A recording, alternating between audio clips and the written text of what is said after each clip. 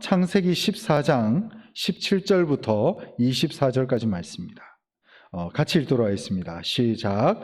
아브라함이 그돌라오멜과 그와 함께한 왕들을 쳐부수고 돌아올 때에 소돔 왕이 샤웨 골짜기 곧 왕의 골짜기로 나와 그를 영접하였고 살렘 왕 멜기세덱이 떡과 포도주를 가지고 나왔으니 그는 지극히 높으신 하나님의 제사장이었더라.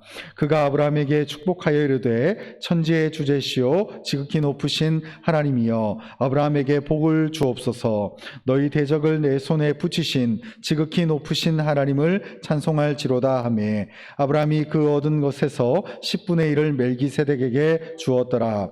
소돔 왕이 아브라함에게 이르되 사람은 내게 보내고 물품은 내가 가지라.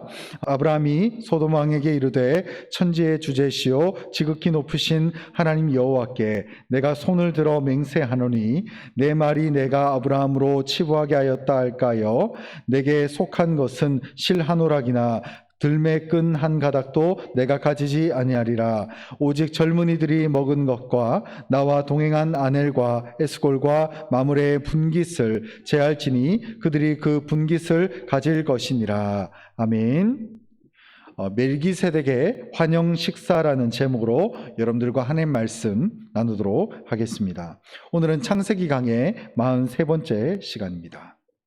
오늘 본문 말씀은 엘람을 다스리고 있었던 이 엘람 왕 그돌라오멜을 중심으로 해서 있었던 북부 동맹군을 쳐부순 후에 이 약탈한 재물을 이 아브라함이 조카 롯을 구출하는 그런 작전을 펼치게 되었고 또 그로 인해서 약탈한 재물들을 다시금 탈환하고 포로된 거민들을 구출한 뒤에 이제는 당당하게 가나안 남부 지역으로 개선하는 이제 전쟁에서 승리했다는 것을 개선이라고 하죠. 그래서 당당하게 개선하는 아브라함을 이 가나안의 소돔 왕과 또 살렘 왕이 이제 아브라함을 영접하는 그런 장면을 오늘 본문 창세기 14장 17절부터 24절까지 다루고 있습니다.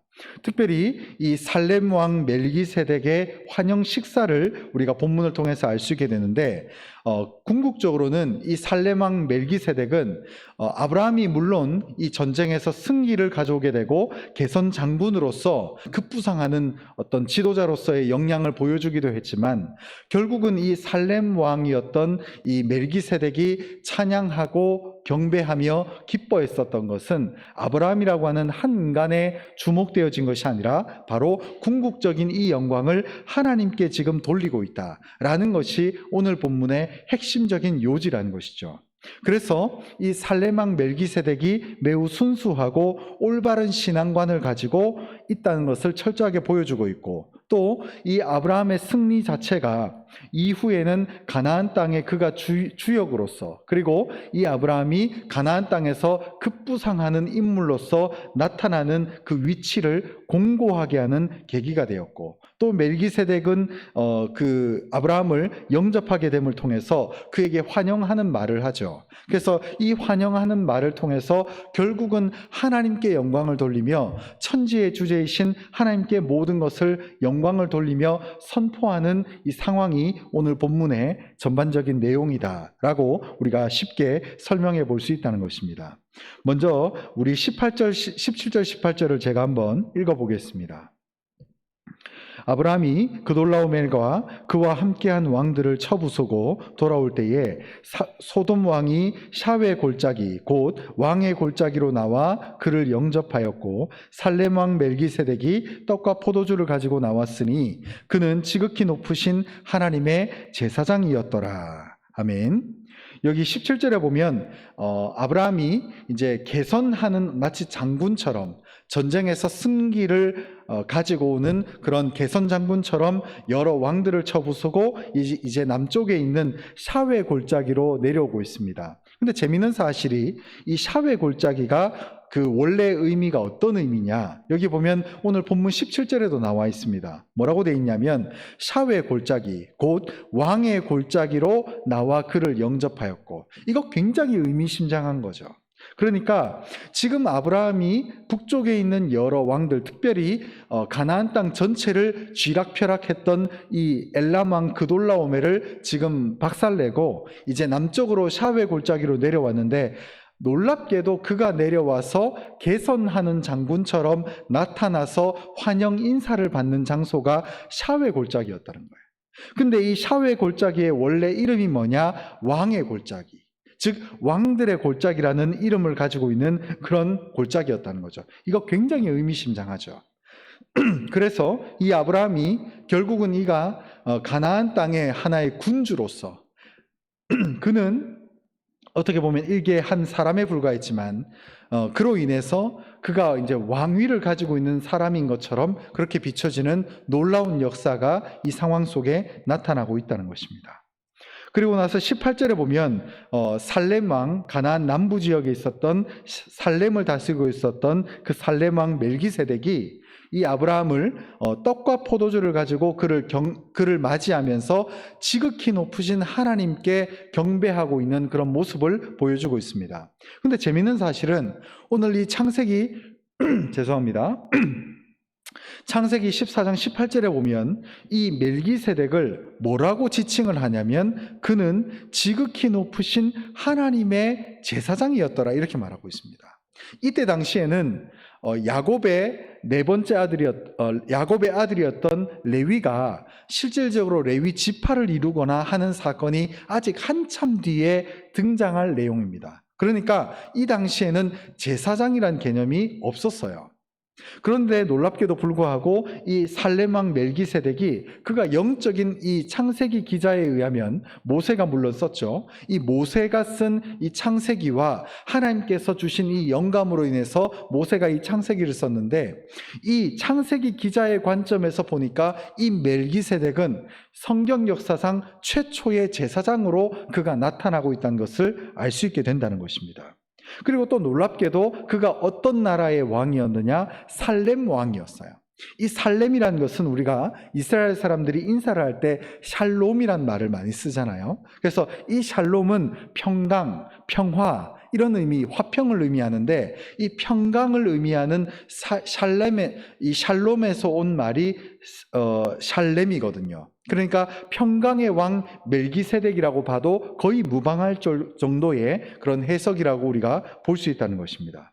그래서 그런 그가 전쟁에서 승리를 하고 마치고 돌아오는 아브라함과 그의 식솔들에게 떡과 포도주를 가지고 그들을 맞이하고 있는 장면을 우리가 볼 수 있게 됩니다. 근데 여기 보면 왜 떡과 포도주를 가지고 이들을 섬겼는가? 이것을 성찬식으로 연결하시는 분들이 혹 계실지 모르겠습니다. 왜냐하면 성찬식에서도 이 떡과 포도주를 나누잖아요. 그런데 정답부터 말씀드리면 그것과 직접적인 연관관계는 사실은 전혀 없다고 봐도 무방합니다. 그래서 전쟁에서 지친 이 아브라함과 아브라함의 식솔들을 잘 데리고 군사들의 원기를 회복시키고 또 침략자를 물리치며 평화를 가져다 준 자들에게 대한 어떤 감사의 뜻을 전하기 위해서 이 떡과 포도주를 준비했다라고 아주 단순하게 보는 것이 굉장히 바람직하다, 이렇게 말씀드릴 수 있다는 거죠. 그리고 특별히 이 멜기세덱이 그의 신분을 이 성경에서 뭐라고 했냐면, 제가 방금도 말씀드렸다시피 지극히 높으신 하나님의 제사장이다, 이렇게 말을 하고 있다는 것이죠. 특별히 이 구약 성경에서도 이 멜기세덱을 제사장으로 평가를 하지만 히브리서 7장 2절 3절에 보면, 그리고 7장 15절에 보면 이 멜기세덱에 대해서 또 간단하게 언급하는 장면이 있다는 것을 제가 발견을 하게 됐습니다. 제가 이 부분을 한번 읽어드리겠습니다. 히브리서 7장 2절과 3절입니다.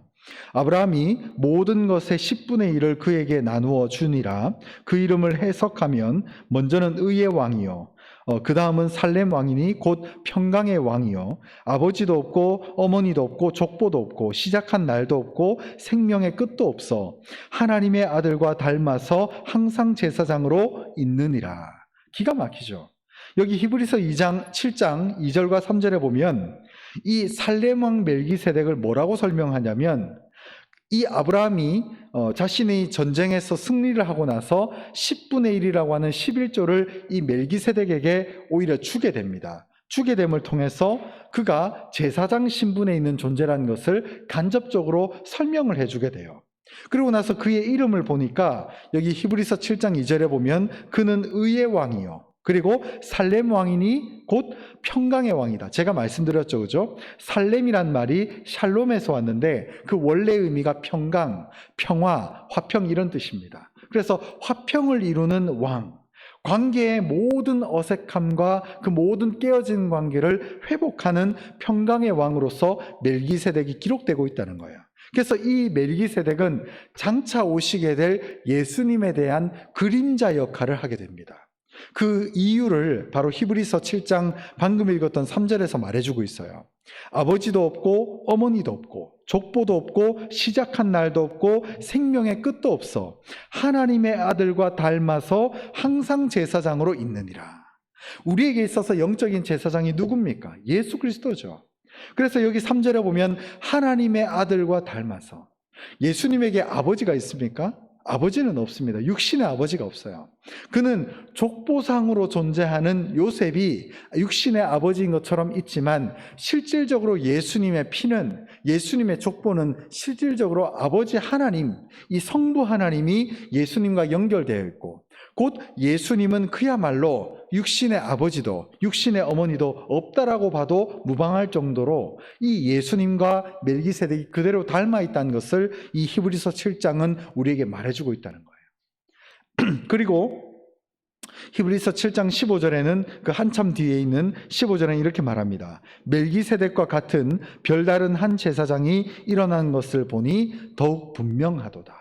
그래서 물론 히브리서 7장 15절에 대한 해석은 제가 언제 다음에 이 말씀을 가지고 언제 한번 말씀드릴 때가 있습니다만, 그래서 어찌됐든 멜기세덱은 이 당시에는 왕이었음에도 불구하고 영적인 세계로 바라볼 때는 그가 제사장이라는 것을 철저하게 성경이 말해주고 있다는 것을 우리로 하여금 알 수 있게 된다는 거죠.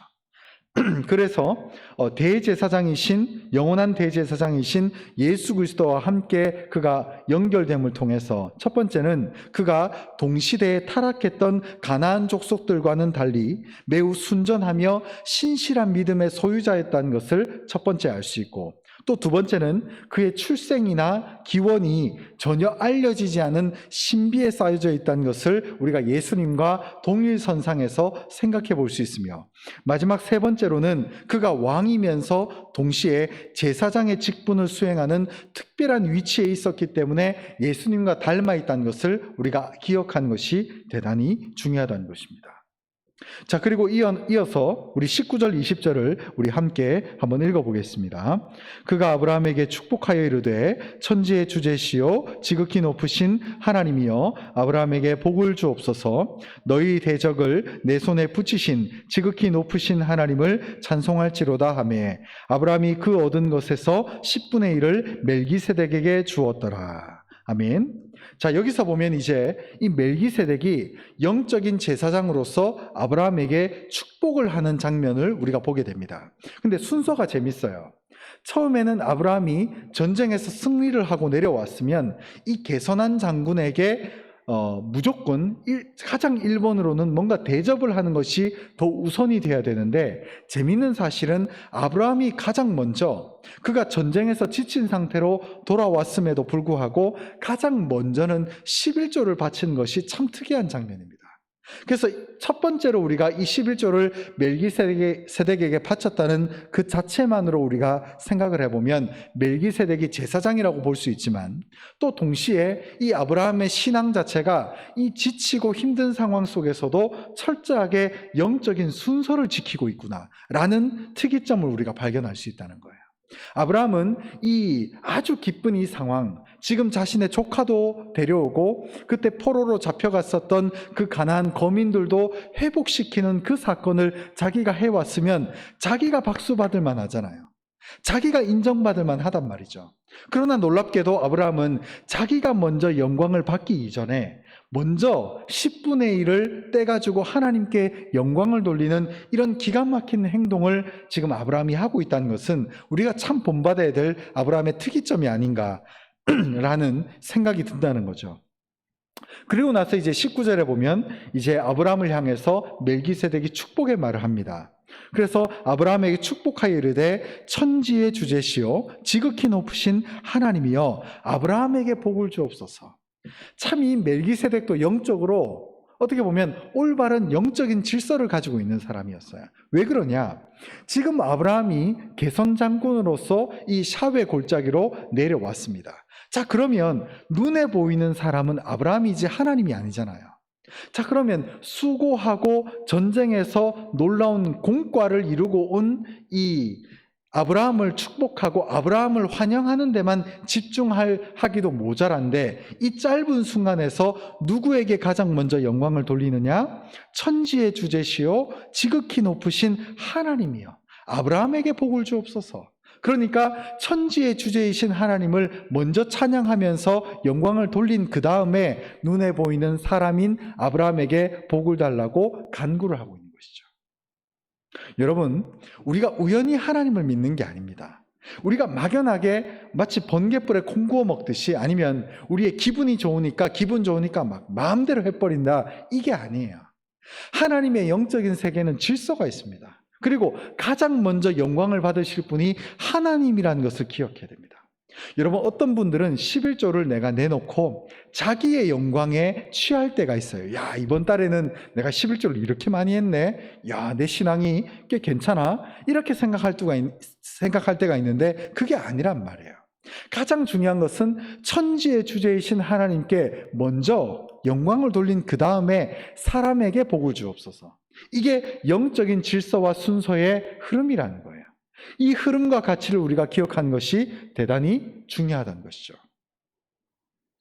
자, 그리고 나서 20절에 보면 너희 대적을 내 손에 붙이신 지극히 높으신 하나님을 찬송할지로다 하며 아브라함이 그 얻은 것에서 10분의 1을 멜기세덱에게 주었더라. 그죠? 이 11조를 하나님께 바치는 이 상황을 우리가 알 수 있게 된다는 것입니다.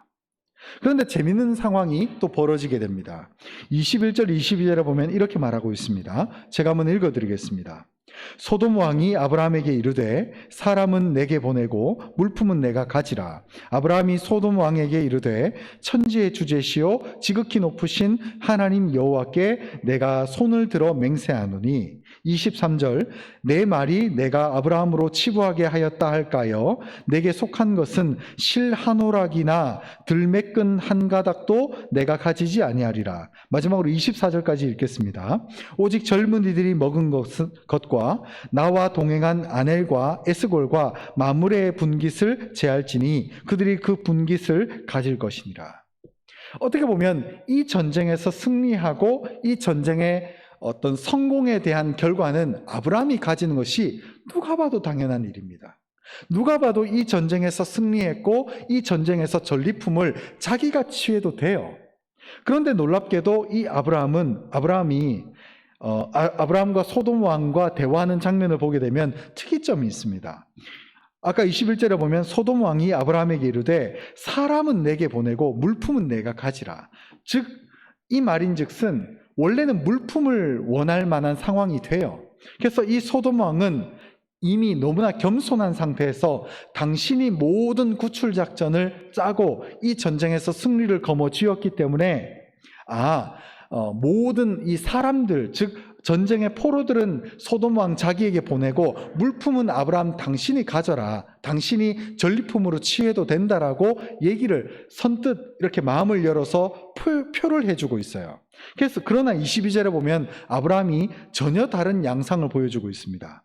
아브라함이 소돔 왕에게 이르되 천지의 주제시요 지극히 높으신 하나님 여호와께 내가 손을 들어 맹세하노니. 갑자기 불현듯 손을 듭니다. 이것은 하나님의 이름을 외쳤고 손을 그 다음에 들었다는 것은 즉 하나님 앞에서 내가 성실하고 신실하고 진실하게 이 모든 일을 정확하게 이행하겠다라고 하는 일종의 맹세 행위예요. 자, 그러면서 이 아브라함이 어떤 행동을 취하냐면 모든 분깃, 즉 모든 것을 자기는 하나도 취하지 않겠다라고 자신 있게 말을 하고 있다는 거예요. 23절에 보면 내게 속한 것은 실 한 오락이나 들매끈 한 가닥도 내가 가지지 아니하리라. 거기 보면 가축들도 얼마나 많았겠어요. 그 전쟁의 전리품들이 얼마나 금과 은과 좋은 것들은 이미 전쟁에서 승리했던 북부연합군이 다 가져갔겠죠.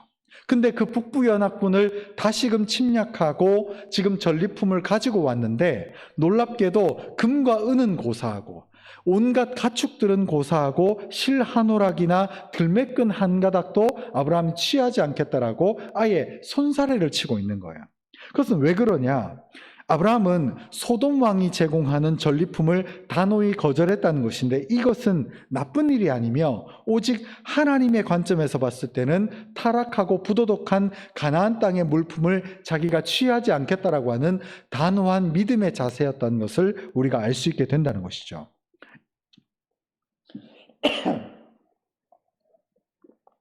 그래서 이러한 아브라함의 태도는 소돔을 어떤 육적인 부요함이나 외적인 부요함의 매료가 돼가지고 소돔 땅으로 이주했던 조카 롯과는 아주 다른 모습을 우리가 볼 수 있다는 것을 알 수 있게 된다는 것입니다.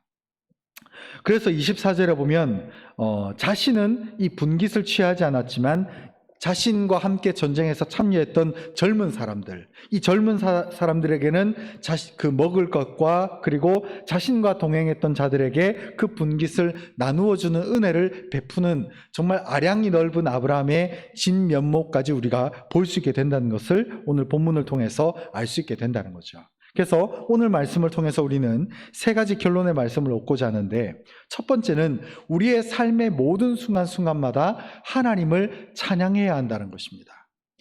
여러분, 우리가 일찍이 사사기서에 보면 삼손이라고 하는 존재가 있는데, 그 삼손은 일찍이 나실인이고 사사임에도 불구하고 전쟁에서 승리했을 때, 그 특별히 나귀 턱뼈 하나를 가지고 블레셋 군대 1000명을 때려 눕혔을 때에 그 승리감에 취했습니다. 그러다 보니까 하나님께 영광을 돌리거나 하나님께 기쁨으로 찬양하는 그 순간을 까먹어버리고 자신에게 영광을 돌리는 그런 미련한 영적인 자세를 취해버리게 돼요. 그러나 놀랍게도 오늘 본문의 아브라함은 지속적으로, 그리고 멜기세덱 또한 지속적으로 천지의 주제이신 하나님을 찬양하며 하나님을 찬송할지로다 라고 외치면서 하나님께 가장 먼저 영광을 돌리고 그 10분의 1을 떼서 하나님께 기쁨으로 그 제물을 드리는 아브라함의 태도를 우리가 볼 수 있다는 거죠. 그래서 우리의 삶의 모든 순간, 모든 때마다 하나님께 영광을 돌리며 하나님께 기쁨으로 나아간 것이 대단히 중요한 우리 믿는 자의 모습임을 우리가 알 수 있다는 것입니다. 그리고 또한 두 번째 결론은 분깃은 정확하게 배분해서 억울한 일이 없도록 우리가 잘 분배하는 지혜로움이 필요하다는 거예요. 오늘 본문 23절, 24절에 보면 자기 자신만큼은 실오락이나 들매끈 하나도 취하지 않겠다라고 아브라함이 영적인 개념으로 명확하게 행동을 취하고 있습니다만, 24절에 보면 자신들과 함께 전쟁에 참여했던 젊은이들, 자신과 함께했던 아넬과 에스골과 마므레의 분깃을 특별히 이제 분별해 놓는 그런 영적인 태도를 우리가 알 수 있게 된다는 거죠. 여러분, 우리 주변에도 마찬가지로 내가 다 독식하면 은혜가 안 돼요. 여러분, 내가 모든 것을 다 취해버리고 그 은혜를 나누지 않는 그런 태도는 결코 우리 믿는 자의 올바른 모습이 아니라는 것입니다.